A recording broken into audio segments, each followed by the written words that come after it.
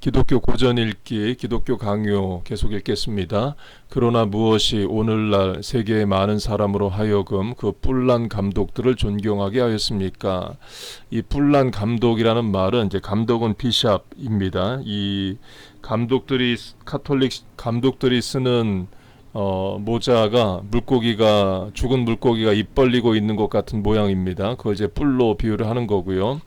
그래서 그 카톨릭 비판하는 사람들은 그 감독들이나 교황이 쓰는 그 죽은 물고기가 입 벌리고 있는 것 같은 모양의 모자가 이 블레셋이 섬겼던 다곤이 물고기 형상인데요. 그것을 본딴 것이라 이렇게 비난하기도 합니다. 한 10년도 더 전에 이 교회에서 한 30분 정도 떨어진 폴플리라고 한인들 많이 사는 그 거주지에 있는 한인 성당에 가서 신부님하고 대화를 해본 적이 있습니다. 그때 그 신부님이 해준 이야기 중 하나가 흔히 생각하기를 카톨릭 신부들은 교황한테 충성한다고 생각하지만 감독에게 충성을 맹세한대요. 저 같은 개신교 목사는 안수받을 때 무릎 꿇습니다. 그런데 그 카톨릭 신부들은 신부 서품할 때 안수받을 때 땅바닥에 T자로 엎드려요. 무릎 꿇는 정도가 아니라 배와 얼굴과 다리, 무릎이 다 닿을 정도로 엎드립니다. 그리고 충성을 누구에게 맹세하냐? 감독, 비샵에게 맹세를 한대요. 이것도 비판을 하면 목사가 사람에게 충성하는 게 아니죠. 하나님께 충성하고 지혜롭게 사람들과 이제 있는 거죠. 그것은 그들이 큰 도시를 통치하는 것을 보고 사람들이 그들의 종교에 신성한 고위 성직자라고 생각하는 것 때문이 아닙니까? 그러나 우리는 그와 같은 어리석은 옛잔을 깨끗이 제거하고 오히려 주님을 찬양해야 됩니다. 고위 성직자, 사람 찬양하지 말고 주님을 찬양하라는 거죠. 이는 자기 백성을 아시는 주님만이 교회의 외부적인 표시를 인간적인 시계에서 제거하시기 때문이다. 교회 외부적인 표시에 대한 신학적 정의는 세례와 성만찬, 온전한 성례가 전해지는 겁니다. 그 외부적 표시가 개신교에서는 세례 성만찬 2가지이고 카톨릭에서는 7가지를 가지고 있죠. 이것이야말로 세계에 대한 하나님의 무서운 심판이라고 나는 생각합니다. 그러나 이것이 인간의 불경건 때문에 초래된 심판이라면 어째서 하나님의 그 의로우신 복수를 대항하려 하겠습니까? 이와 같이 하나님은 지난날 인간의 배은 망덕을 벌하셨던 것입니다. 그 인간의 배은 망덕 중 하나는 잊어버리는 겁니다. 하나님의 은혜를 잊어버리는 거예요. 영어 속담에 danger past, God forgotten.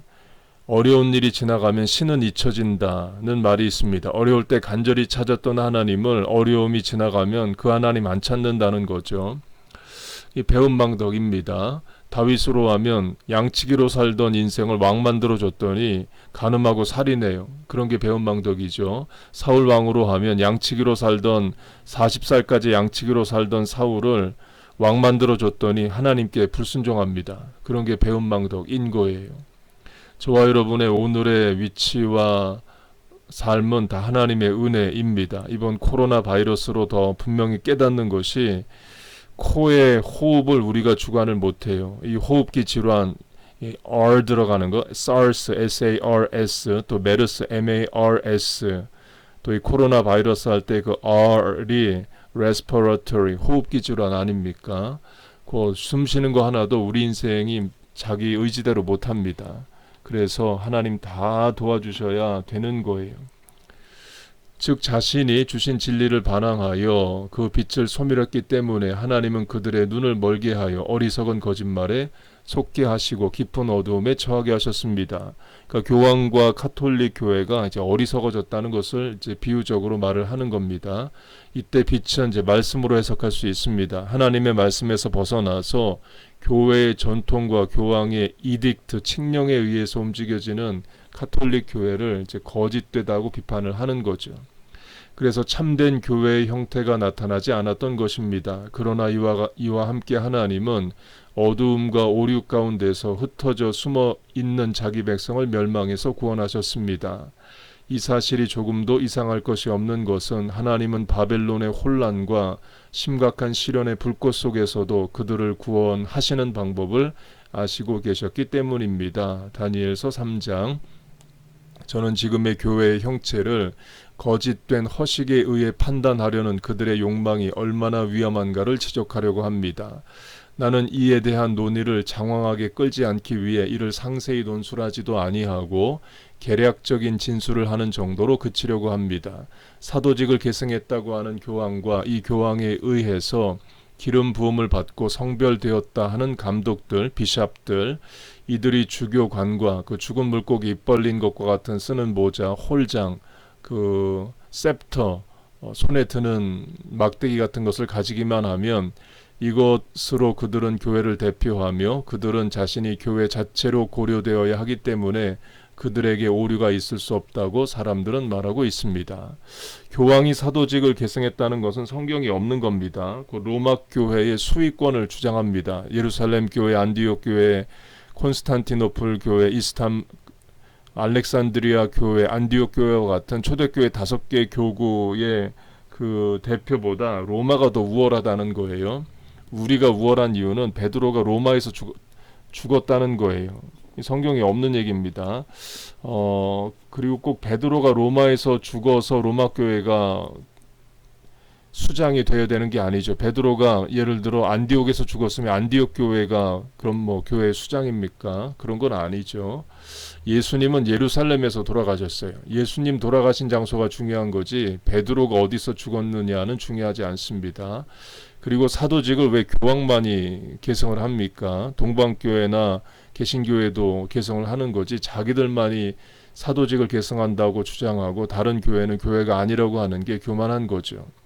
그리고 교황은 사람이기 때문에 오류가 있습니다. 그러나 교황이 교회의 권위로 발표하는 칙령에는 오류가 없다. infallibility 교리도 잘못된 겁니다. 잘못된 교리들 엄청 많죠. 어찌하여 그럽니까? 사람들의 말에 의하면 그들은 교회의 목자이며 주님에 의해 성별되었기 때문이라고 합니다. 그러면 아론과 이스라엘의 지도자들은 목자가 아니었습니까? 그러나 아론과 제사장으로 임명된 그 아들들도 금송아지를 만들어 범죄했던 것입니다. 이러한 논법에 따르면 아합을 속인 400명의 선지자들이 어찌하여 교회를 대표하지 못하겠습니까? 그러나 교회는 실로 고독하고 멸시를 받았지만 진리를 말한 미가야 편에 있었던 것입니다. 그 선지자들은 교회의 이름과 외형을 보이며 연합하여 맹렬히 예레미야를 대적하고 위협하며 제사장에게서 율법이, 지혜로운 자에게서 모략이, 선지자에게서 말씀이 끊어지지 아니할 것이니라고 뽐내지 않았습니까?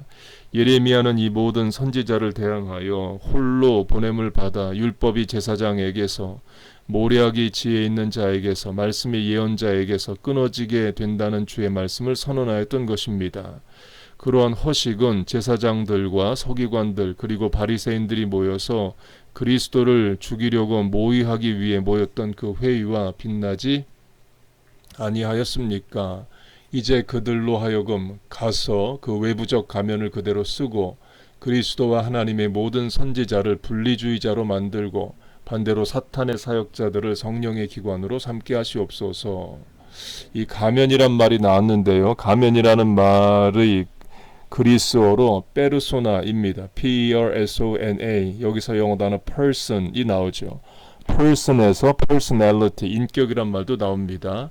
곧 좋은 가면을 계속 쓰는 거예요. 착한 사람, 선한 사람, 이런 가면을 계속 쓰면 가면이 자기 얼굴이 됩니다. 그러나 계속 나쁜 말하고 악한 생각하는 가면을 계속 쓰면 그게 자기 인격이 되는 거죠. 곧 가면에 두 가지 의미가 있습니다. 하나는 부정적 의미와 긍정적 의미인데, 긍정적 의미는 내가 좋은 가면을 계속 쓰면서 그게 내 인격이 되는 겁니다. 이거는 가면의 좋은 의미고, 나쁜 의미는 말 그대로 외식과 가식이죠. 자기 내부를 감추고 외적으로만 드러내는 사기꾼 같은 것을 말합니다.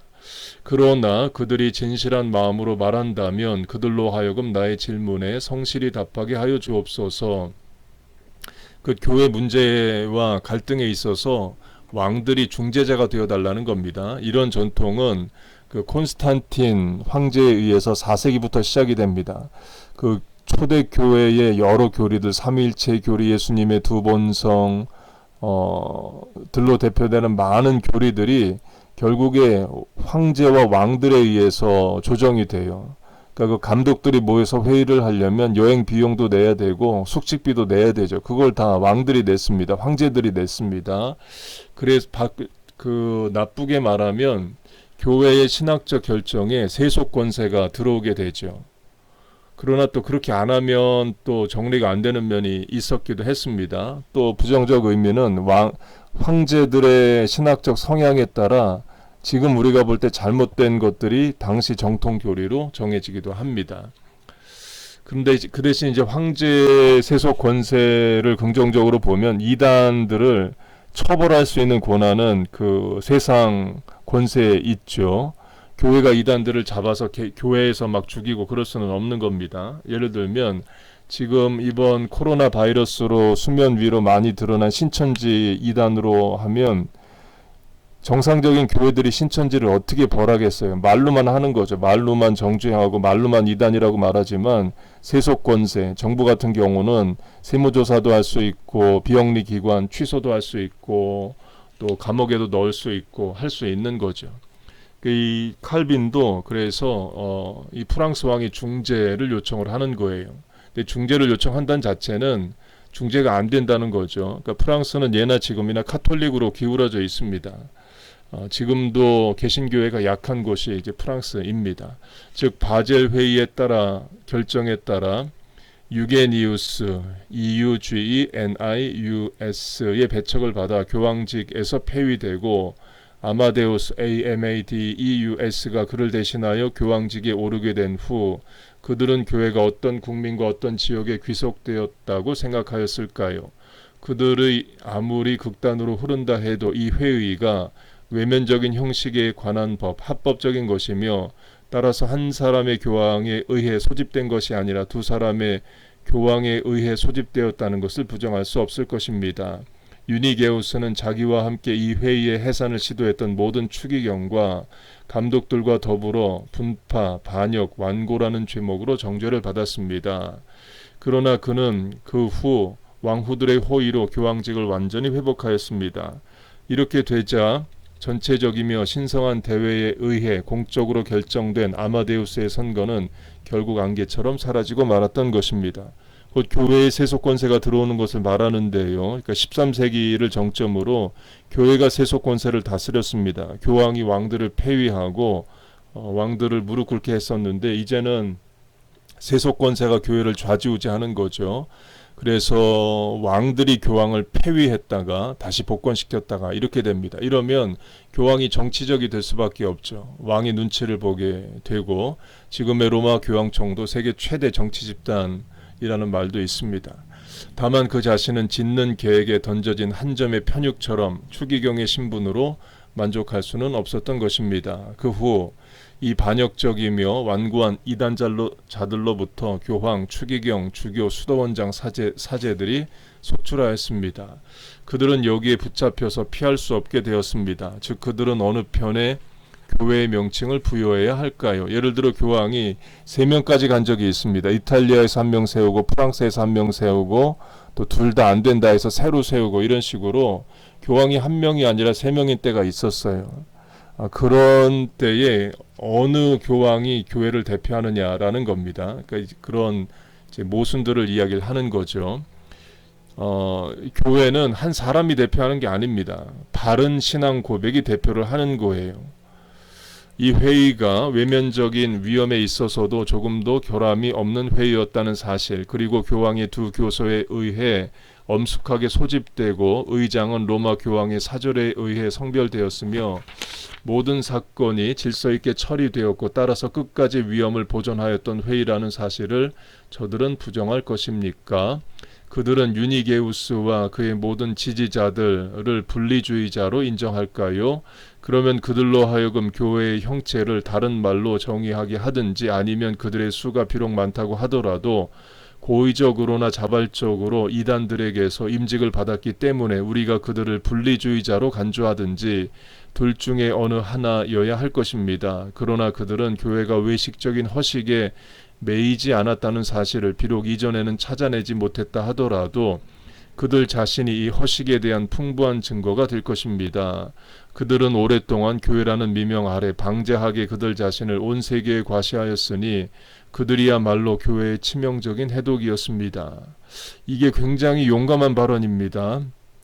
지금에야 중세시대 카톨릭 비판하는 거 누구나 할 수 있지만 이때는 목숨을 걸어야 했습니다. 그러니까 루터도 평생 이름 바꾸고 숨어 살아야 됐었고 칼빈 때는 좀 덜했어요. 그러나 이 종교개혁자들이 그런 목숨을 걸고 일을 했기 때문에 지금의 세상이 있는 겁니다. 나는 지금 그들의 도덕 생활이나 그들의 생활에 가득한 그 비극적인 악행에 대해서 말하는 것이 아닙니다.